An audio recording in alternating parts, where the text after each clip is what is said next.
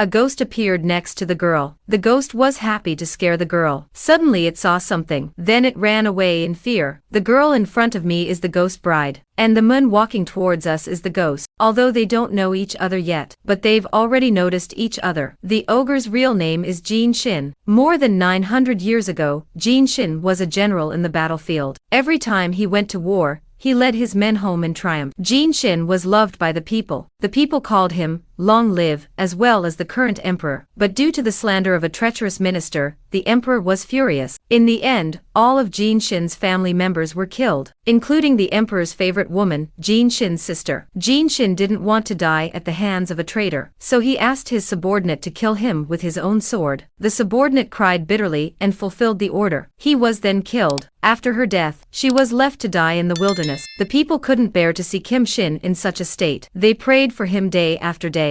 Eventually, they moved the gods. The god of heaven brought Jin Shin back to life. The sword inside him was sealed by the gods. Only his ghostly bride could pull it out. The moment he pulled out the sword was the moment he was truly free. For more than 900 years, Jin Shin has long been tired of this immortal body. He has witnessed the death of too many people. The loneliness is beyond words. Perhaps this is the price the gods paid for resurrecting him. That's why he's been trying to find the ghost bride. On this day, Jin Shin was sitting on a rooftop overlooking the city. Suddenly, he heard a weak cry for help. It turned out to be a pregnant woman who had been in a car accident. She was silently praying to the gods to save her. She was praying for the safe birth of her unborn child. The principle of ghosts is not to interfere with human life and death. But Jin Shin was touched by the woman's motherly love. In the end, he saved the pregnant woman's life. When the messenger of the underworld who was in charge of the dead arrived, the pregnant woman was no longer there. All that was left was a pool of blood. The pregnant woman gave birth to a baby girl. Outside the maternity ward, countless ghosts were watching. 8 years have passed and the baby girl has grown up. She is Yoon Jo. She can see the spirits that roam the earth. Apparently, the mother knew it too. It was Yoon Jo's 9th birthday. She came home and told her mom that she got a perfect score on her English test, and her mother had prepared a cake for her. But when Yoon Jo was lighting the candles, she realized that her mom was just a ghost. It turned out that her mom had just died in an accident at the intersection. Yoon Jo cried and said goodbye to her mom's spirit, and mom told Yoon Jo to take care of herself. Yoon Jo cried sadly as she left her mother. After Yoon Jo said goodbye to her mom, the hospital called. Yoon Jo put on her scarf. She went out and met a messenger from the underworld. Apparently, he's here to collect mom's soul. When he saw that Yoon Jo could see him, he suddenly remembered the car accident 9 years ago. Yoon Jo was never meant to be born, so he planned to take Yoon Jo with him. Just then, a fairy grandmother appeared to protect Yoon Jo. She asked the messenger of the underworld for Yoon Jo's life and death book. But Yoon Jo was born out of wedlock. That's why the messenger couldn't get the book of Yoon Jo's life and death. He had no choice but to leave for a while. If you love detailed recaps and breaking down hidden details, make sure to hit that subscribe button so you never miss a new video. Grandma sent Yoon Jo to live with her aunt so that the messenger of the underworld couldn't find her for a while. And the grandmother in front of you is no ordinary person. She's an immortal grandmother who blesses women and children. 10 years later, Yoon Jo grew up in her aunt's house, but the aunt's family didn't treat Yoon Jo as a family member. Yoon Jo did all the housework. Even an umbrella on rainy days was a luxury. And the reason why the aunts treated Yoon Jo so badly, because they didn't get in just mom's inheritance. Today is Yoon Jo's birthday. Not only did she not receive any birthday greetings, she was bullied by her aunt's family. Yoon Jo took a cake and went to the beach alone. She faced the sea and made a birthday wish. She wished that she could find a job and get rid of her aunt's family. She also wished for a boyfriend. Jin Shin overheard her wish. After making the wish, Yoon Jo blew out the candles. She didn't expect Jin Shin to appear behind her with flowers in his hand. Jin Shin was surprised that the girl in front of her could summon her. But Yoon Jo, who had seen ghosts since she was a child, wasn't surprised. She took the flowers from Jin Shin. Then Yoon Jo realized that she could summon Jin Shin by blowing out the flame. And Yoon Jo realized that Jin Shin is the ghost that ghosts keep away from, and that she had been called the ghost bride by the ghost since she was a child. She showed him the mark of the ghost bride. He realized that Yoon Jo was the one he saved, but Yoon Jo couldn't see the sword on his chest, so he didn't believe him as a ghost. Jin Shin has the ability to travel through space. He pushed open a door and came to Canada. But what he didn't expect was Yoon Jo could follow him to Canada. Yoon Jo looked at the unfamiliar country in front of her with excitement like a child. She couldn't believe that Jin Shin was capable of such a thing. Then Yoon Jo said to Jin Shin, after coming back from Italy, Yoon Jo came to the fried chicken restaurant to get rid of her,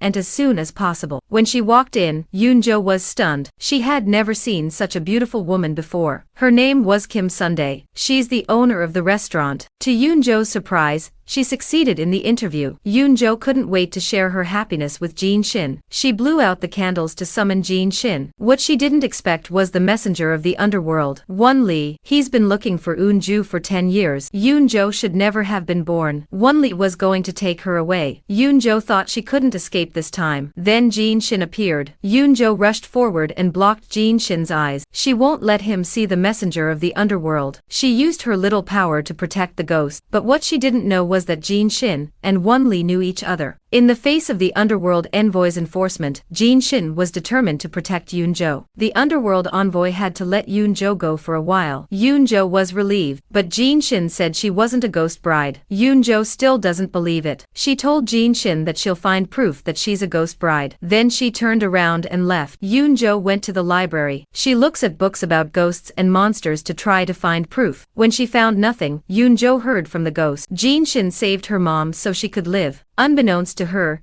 Jin Shin is watching her from afar. Because Yoon Jo hadn't been back to her aunt's house since she started working, Auntie took her license and went to the fried chicken restaurant where Yoon Jo worked. Auntie wanted to make a scene at the chicken store. She wanted to make Kim's son give Yoon Jo up, but she was scared off by a phone call from Kim Sundae. When she got home, the debt collector followed her. Auntie wanted the debt collectors to stop bothering her. Auntie told them to find Yoon Jo. She told them that Yoon Jo had her mom's insurance money, and she told them where and who went to school. The debt collectors did whatever they could to get the money. They came to the school and kidnapped Yoon Jo. The debt collector didn't know that he'd attract a godlike being. Jin Shin and Won Lee came to rescue Yoon Jo. The robbers tried to drive away. A green sword cuts through the car. The car was split into two. A frightened Yoon Jo cries in Jin Shin's arms. Jin Shin gently puts a scarf around Yoon Jo, and Yoon Jo's kidnapper was punished. The three of them walk together on the night path. One is a messenger of the underworld who can't remember his past life. One is the king of ghosts. The other is a ghost bride who's been seeing ghosts since she was a child. Although Jin Shin came to save Yoon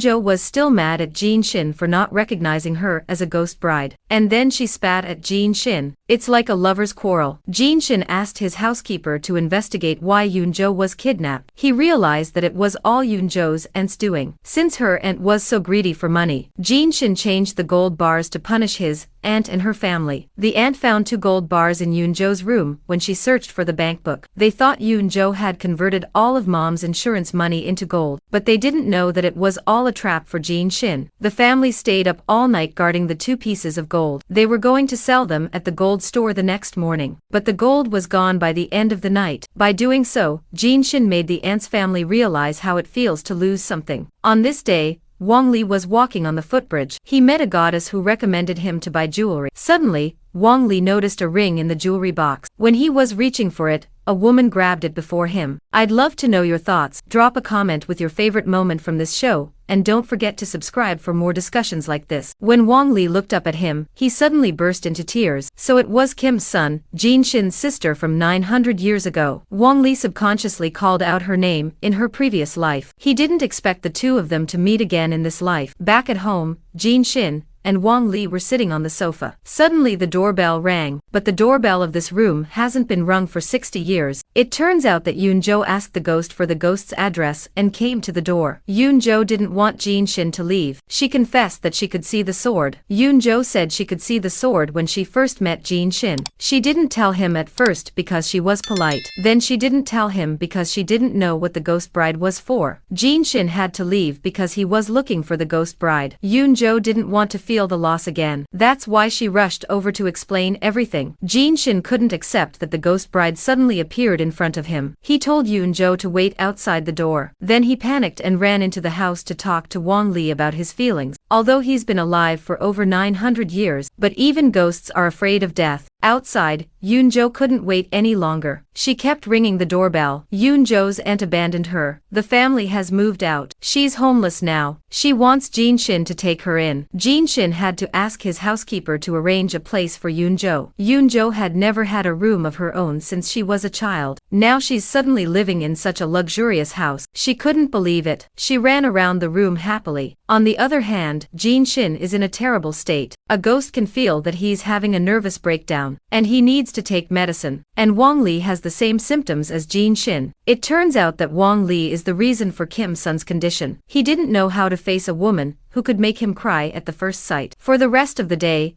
the butler drove Yoon Jo to school in his limousine, because the butler knew that Yoon Jo was Jin Shin's ghost bride. So he didn't dare to neglect her. Although Yoon Jo was now living in a big room, she feels lonely. She feels lonely living alone in such a big house. And Jin Shin hasn't shown up yet. He hasn't gotten over his fear of death. Yoon Jo couldn't wait any longer. She blew out the candle and summoned Jin Shin. As soon as they met, Yoon Jo told them her grievances. When you couldn't see the sword, you said you were leaving. Now that I can see the sword, you're avoiding me. When Yoon Jo complained, Jin Shin didn't tell her that she would die if she pulled out the sword. Instead, he comforted Yoon Jo. He even took Yoon Jo to the supermarket to pick up her favorite snacks. Then Jin Shin told Yoon Jo that she needed to pull out the sword. But he didn't say that he would die if he pulled out the sword. He lied to Yoon Jo and said he'd become more handsome if he pulled out the sword. Yoon Jo said he'd wait until the first snowfall. Jin Shin promised Yoon Jo, thinking that the first snow could come anytime. Jin Shin came to pick up Yoon Jo from school. He took her to Canada to play with her. They were playing in the street. Then Yoon Jo gave Jin Shin a book and told him to wait for her. But she went to the hotel and wrote a letter. She left it in the hotel mailbox. Yoon Jo didn't know that her unintentional action would become the letter that would lead to her reunion with Kim Shin. After returning from Canada, Yoon Jo realized that Jin Shin had prepared a Christmas tree. Yoon Jo looked at the beautiful tree and thought that only a more handsome Jin Shin could match it. So Yoon Jo wanted to pull the sword out of Jin Shin's body right now, to make him even more handsome. Jin Shin ran away in a panic. He fled to Wang Li's workplace. Since living together, the two of them became confidants of each other. Wang Li knew everything about Jin Shin's thoughts. Jin Shin was ready to die, but now he's worried about Yoon Jo, because he could feel that Yoon Jo really loved him. Jin Shin was worried that Yoon Jo would be sad if he was no longer with him. Only Yoon Jo can kill Jin Shin, but it was Yoon Jo who kept Jin Shin from dying. Jin Shin began to realize that this seemed to be God's real punishment. Then Kim Shin gave his sister's portrait to the old housekeeper. It was his only regret that he hadn't found his sister's reincarnation in his lifetime. He asked the housekeeper to help him burn it after his death. He took Yoon Jo to a buckwheat field. This was the place where he came back to life. He hoped to end his life here. When Jin Shin was ready for Yoon Jo-kun to draw his sword, Yoon Jo took out a book. On the notebook is a contract between her and the Uni. Yoon Jo was worried that he'd abandon her after she drew her sword. That's why she wrote this contract. Yoon Jo emphasized the last clause of the contract. He has to answer her call every year when it snows. Jin Shin didn't take the contract seriously. He signed his name without hesitation. What he didn't know was that this contract would be the driving force behind his life. While Yoon Jo was checking Jin Shin's signature,